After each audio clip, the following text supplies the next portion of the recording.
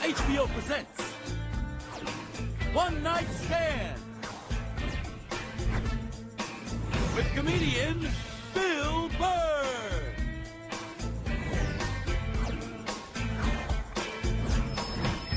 Ladies and gentlemen, Bill Borr.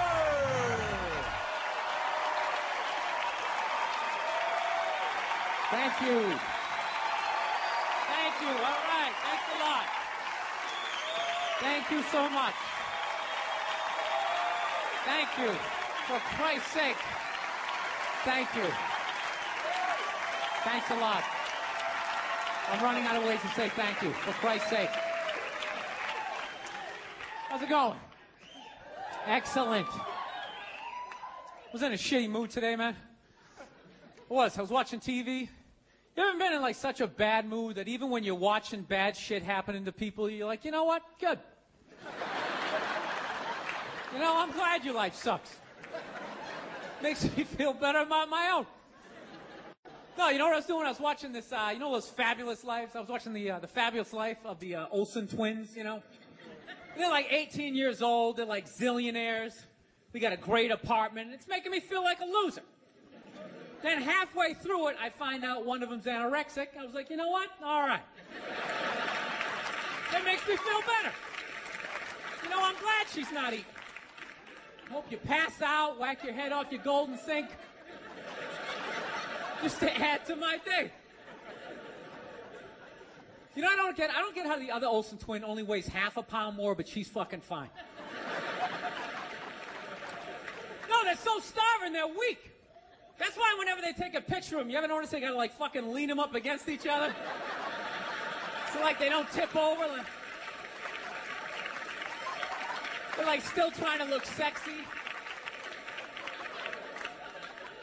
They're not sexy, they look like aliens.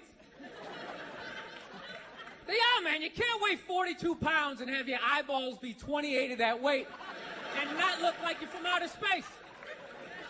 Like, when I look at them, I think if E.T. was going to have a threesome, those are the two bitches he'd hook up with. He would. He'd get that glowing finger going. Now, I'm feeling like a loser, man. Hey, man, I'm fucking 36. I'm not married, you know? I'm at that age where everybody I know is getting married. You know, let me ask you a question. Why the hell do people keep getting married? You know, isn't anybody looking at the stats? I mean, what's it like? 1 out of 2 marriages goes right down the shitter? People, if you were going skydiving and they told you half the parachutes weren't going to open, you'd be like, yo, fuck that, I'm not going. Damn. No, it's like, I don't like those odds. I get a 50% chance of splatting on the ground. I'm not doing it, right? But there's something about getting married. People just have to do it. They're just like, is this the line to lose half my shit? Awesome. This is going to be great.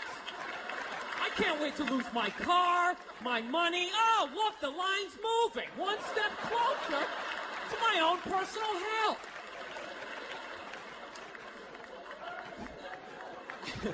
No, I don't think I could ever get married, man. Married dudes freak me out. Anytime you ask a married guy, what's it like being married, they always tell you it's good, but they always have a look on their face like they have like an appendicitis. You ever notice that? You're like, dude, what's it like being married? Like, you know, it's good. It's good. It's, no, it's good. It's enjoyable, you know.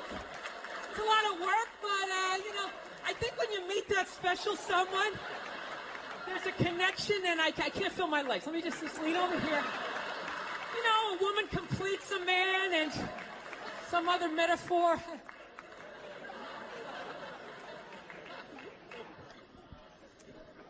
No, you know what freaks me out too, really? When you go into a man's house, there's nothing in there, a married guy's house. When you walk in there, there's nothing in there that even suggests the man even lives there. It's all potpourri and throw pillows, that stupid canopy, we live in a dollhouse bullshit over the bed. Where does all the guy's stuff go? They just throw it out, they just walk into your apartment. Oh my God, look at all your stuff. All your stuff is stupid. Look at all this stupid stuff. Wow, guys buy really stupid stuff. Hey, you want to go to the candle store? Let's go to the candle store. Wouldn't that be awesome? I've been dragged into that nightmare for like an hour and a half, 90 minutes just sitting there. This smells like a pumpkin. Doesn't that smell like a pumpkin? This looks like a Christmas tree. Wouldn't that be great? Smell like Christmas in the apartment? Middle of the summer, just fuck with your whole reality? No, you know what it is? I didn't have like a really good model necessarily, like growing up. Like watching my parents, they always used to argue and shit, you know? Like I was afraid of my dad when I was growing up, you know? Anybody have a dad like that? You were just afraid of him? You know, not like those sitcom dads that come home, the kids are like hugging their legs. My dad pulls in the driveway, me and my brother's freaked like, fucking dad's home. Shut off the TV, try to hide. Dude, if I stand like this, do I look like a lamp? He won't see me, right? Can I just fucking chill out here? He wasn't understanding. When you fucked up, he told you. He didn't sit down, well, we're gonna work it out. We'll just, you know, I still love you. He looked, what the fuck is wrong with you? Jesus Christ, you're an idiot! Weren't you even paying attention? No, bullshit! Christ, you're just like your mother. You're fucking out to lunch.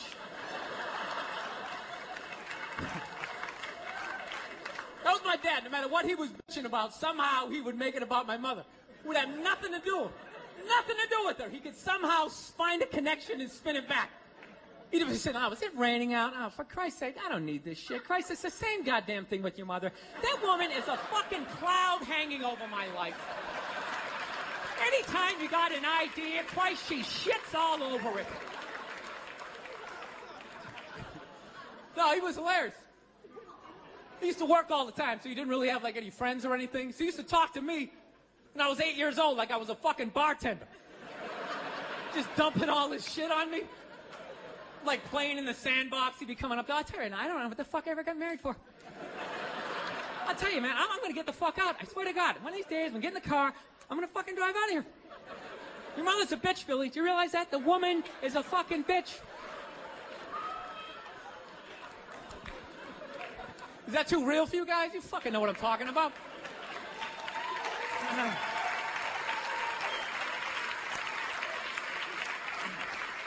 I will get married, you know. I was making that. I'll definitely get married someday, you know. I love women and everything. I'm just finding I'm not, like, compatible with them. You know what I mean? You ever just feel that? Like, women have, like, too much energy for me. You know what I mean? Like, you can't have a day off when you have a girlfriend. You ever notice that? It's almost like they see that open day. They're like, oh, my God, let's go fill it up with shit. No, then they just come at you with one horrible idea after another. Horrible ideas. Like, you want to make some sandwiches and go to the park? You want to go to the container store, get some containers for your T-shirts? This is the worst one. You ever get this one? You want to go to brunch? You want to go to brunch on Sunday? And inside you're like, fucking no! But you can't say that, right? You gotta keep them happy. So what do? You agree. Like, yeah, let's go to brunch. What a great idea. Why would you want to sleep in on a Sunday when you can go pay $18 for eggs? Now you're thinking. Now you're thinking. Then we can sit around and listen to your friends have moronic conversations about the eggs. Like, is that pesto? Is that pesto in your omelet? Oh, it's asparagus. It's asparagus. I thought it was pesto. Oh, you just want to flip the whole fucking table over? It's horrendous. I'm trying to learn to pick my battles when I date girls. I usually argue with women all the time, man. I'm stupid like that, you know? Like, I dated this girl one time. She was, like, really into, like, women's issues. So we used to always have these dumbass arguments. Like, one time she came up to me, she goes, okay, explain this to me, Bill. Why does a guy make more an hour to do the exact same job, huh? I go, I'll tell you why. Because in the unlikely event that we're both on a Titanic and it starts to sink, for some fucked up reason, you get to leave with the kids and I have to stay. Yeah, that's why I get the $1 more an hour. Well, think about it. If there's a house fire, it's always women and children first. I got to stand there with, like, the back of my shirt on fire going, let's go, people, let's go, let's go. So that's how I look at it. No, it's $1 an hour surcharge. that if something fucked up happens, either I can't leave or I gotta, like, get in the way of it to give you a head start. Like, rabid dog, run, honey. 1 Mississippi, 2 Mississippi. You hear a bump in the night, I gotta go check it out. Like, yes, he does have a knife. Anytime there's a hostage situation, who do they negotiate for first? Well, at least let the women and children go. Well, what about me? Bullets hurt me, too. Why the fuck do I gotta stay in the vault?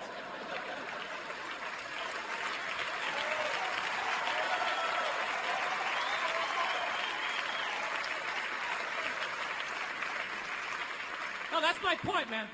Where are all the feminists in those situations? You know what I mean? You can't find them. There are no feminists in a house fire. That's a guarantee.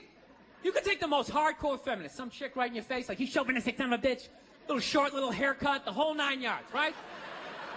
Second those flames break out, she's gonna twist those little hairs into pigtails. No, I'm just a girl. I want to go play jump rope. And leave you standing in a burning house like you're not flammable. You know, but I'm not a dick, though. I'm not saying I think a woman should make $1 less an hour to do the same job. All I'm saying is if you're going to make what I make when the boat sinks, you better be standing right there next to me, listen to that guy play the cello. Then you get the corner office. You get all the benefits or whatever. So anyways, I was watching George Bush today, man. That guy scares the shit out of me. No, not because, like, oh, you know, all that political stuff. He's just, like, too into Jesus for me. I get uncomfortable with that. When people get, like, overly religious, it kind of freaks me out, you know? You know what I mean? Like I don't mind. I don't mind when, like, black people get really into Jesus, though, you know? Because, like, somehow, like, the shit stays spiritual. You know, you get a couple of good songs out of it. You know what I mean? People look like they're having a good time. Somehow when, like, white dudes get too into Jesus, all of a sudden, like, shit catches on fire. People start dying, somebody says they're Jesus, and they try to fuck every chick in the compound. Then the FBI's got the place surrounded, that tank comes in shooting the flames out the front. I'm not saying white dudes are any more crazier than black dudes, it's just that nobody's watching us. That's the problem. That's too much freedom. It's kind of like living alone, you know, that same kind of fucked up freedom. You ever feel when you live alone, you, like, slowly go crazy? You know, because you got too much freedom, because everybody does crazy shit. But when you live alone and start doing something crazy, there's nobody there to be like, dude, what the fuck are you doing? What is wrong with you? What is that? Put it down.